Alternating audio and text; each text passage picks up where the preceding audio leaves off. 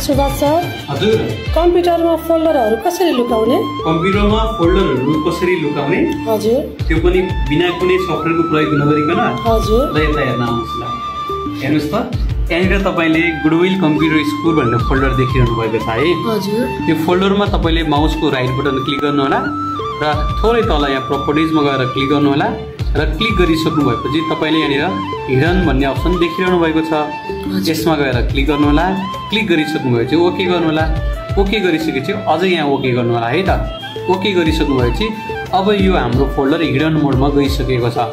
अब यसलाई लुकाउनको लागि माथि भ्यू मेनुमा जानु होला। त्यसपछि यतापट्टि छेउमा हेर्नुहोस् त अप्सन भन्ने यहाँ देखिरहनु भएको छ। यसमा गएर क्लिक गर्नु होला। क्लिक गरिसक्नु भएपछि यहाँनिर फोल्डर अप्सन्स भन्ने एउटा डायलग बक्स आउँछ। यसमा गएर तपाईँले भ्यूमा गएर क्लिक गर्नुहोस् र यहाँनिर हेर्नुहोस् त के लेखिएको छ, don't show hidden file folder or drives. अब यसमा गएर क्लिक गर्नु होला। क्लिक गरिसकेपछि ओके गर्नु होला। ओके गरेपछि यहाँ हेर्नुहोस् त गुडविल कम्प्युटर स्कुलको फाइल छ त, फोल्डर छ त, छैन नि होइन।